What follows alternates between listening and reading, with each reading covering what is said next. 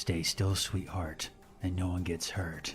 Every training that I've ever been through for any job that talks about robbery, you just obey. There's nothing in that place of business that you can't replace, except you, right? Y'all know how much I can't stand weird people at gas stations. I've talked about it so many times.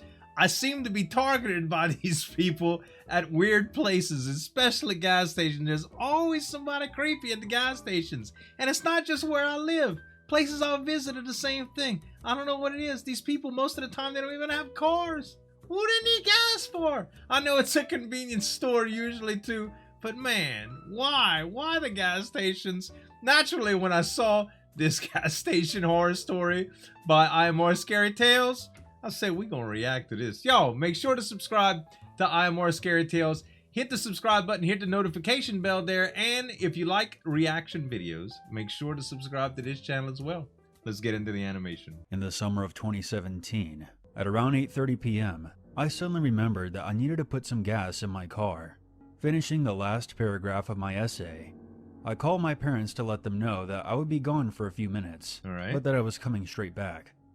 The gas station was about 10 minutes from my house, so I would have been back in about 20 minutes or so. All right, so you left your house knowing that you needed to get gas.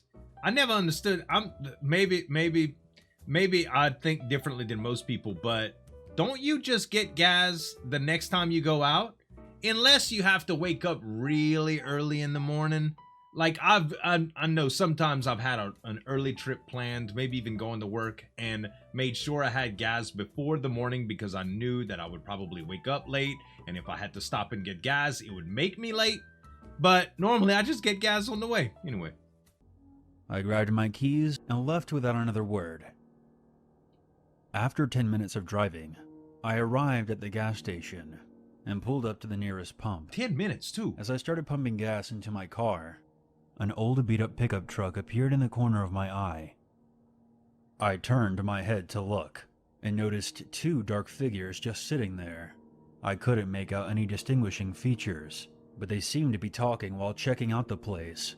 You know, as a lady too, don't get me wrong, anybody could be targeted by anybody, but as I've always been scared of everything from rape to human trafficking for my wife, for my daughter, for anybody, because I know females are victimized in situations like this often. This doesn't look good at all. I brushed it off and finished filling my tank. Before I got back into my car, I decided to run into the building to grab some snacks for my boyfriend. I then walked inside and quickly picked out some items. Just as I was done making my purchase, two men wearing jeans with black hoodies burst into the store, guns drawn. Oh, dang. Both of them appeared to be in their mid-20s and fairly built. "Everybody get on the ground!" the first man shouted. The cashier and everyone else in the store immediately obeyed his orders. There was a few panicked whispers until one of the men shouted at them to shut up. I felt my heart pick up its pace, and my blood ran cold. I guess so. These men were about to rob this place, and possibly shoot up the customers or the cashier. I prayed silently to myself that no one would be killed or seriously injured. Right. One of the men grabbed my hair. "You, stand," he commanded. Fearing for my life, I did as he ordered. Almost immediately, I felt an arm snake around my wrist and take hold. I would have elbowed him, stomped his foot, or attempted to punch his face, but I was so paralyzed in fear to think or do anything. I mean, he has a gun. The worst part, I felt a gun aiming at the back of my head. Of course. I tried squirming away from the man's grip, but he just held me tighter and hissed at me. "Stay still, sweetheart, and no one gets hurt." Well, you know, every training that I've ever been through for any job that talks about robbery, you just obey everything they say, because listen, there's nothing in that place of business that you can't replace. Nothing except you, right? People's lives. That's the most important. Give them all the money, let them open the safe, whatever they want to do. It can all be recovered. That's what insurance is there for, okay? Just do what they're told. This is banks, stores, restaurants, wherever. You always just comply, unless you're armed. But if they have a gun and you don't, guess what? It's just do what they say. Live to see another day, my friends. The other man shouted at the cashier. Hand over the cash, or you're gonna be scraping this bitch's brains off the wall. I had no connection with the cashier in any way, except for just being a customer at the store. But I could tell from the look in his eyes that he wanted to protect me in any way he could. Of course, man. He was an older guy, possibly in his 60s, with glasses on his face. That's just humane thing to do. I knew that he had no choice but to comply with their demands. Of course. He hastily unlocked the register. As he was handing over the cash, I felt the barrel of the gun pressed against the side of my head, and I nearly started to freak out. I restrained myself and just started to tear up a little. Yep. My throat burned from holding it back. Just keep calm. All for the sake of keeping myself alive for as long as possible. Once every last dollar bill was in the man's hands, sirens blared from outside. The man then stuffed the money into a backpack, then punched out the cashier.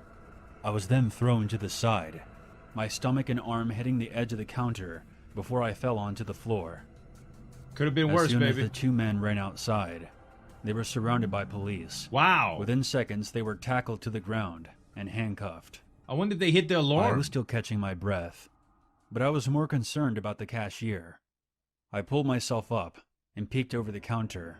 Shab baby. For the most part, he seemed okay, although I could see his right eye was turning black. Well, yeah. His glasses laid broken on the floor. A big punch like that? Are you all right, sir? From a young guy? I weakly asked him, my stomach still hurting. I'm a little blind at the moment, but I'll be okay, he responded. Thank goodness. Is everyone all right? A familiar voice asked. One of the cops, who is also very good friends with my father, had entered the store. Just us two might need some attention. Everybody's good, man. I said. The officer turned towards us. He immediately recognized me and asked if I was okay. The cashier and I told him everything, as other cops eventually came in and questioned the other customers.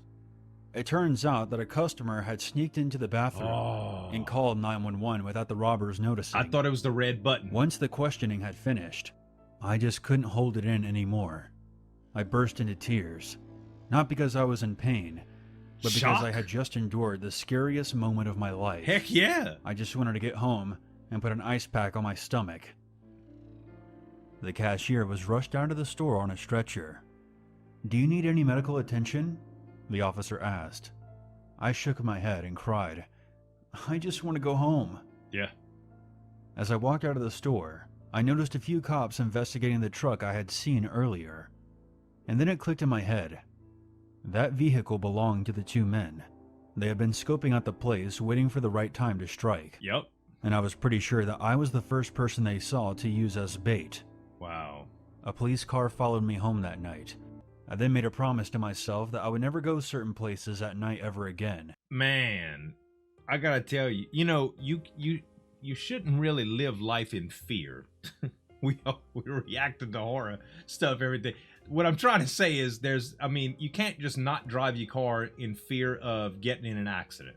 You know, that type of deal. You still have to live your life, but you can do some things to protect yourself a little bit safer. It just so happens that there's usually more criminal activity that happens at night, I think, statistically, because people can hide, and they use that. But I get what she was saying, like being in shock.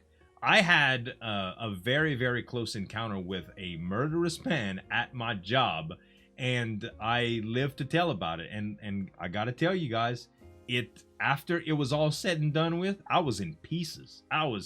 My brain was mush. My emotions were just everywhere. My adrenaline had pumped so many times throughout that night. I got a story about it that I'm gonna link at the end of this video in the end cards, as well as probably a card right here. You should watch it. It's a personal encounter, and I used a few pictures to narrate it. Guys, make sure to support IMR Scary Tales channel for this animation that I reacted to today. Subscribe to his channel, and if you want to hear some more about that story I was talking about earlier, you can check out this video here. Thanks so much, guys. As always, this is Zueljin signing off, and we'll see you next time. Break it down.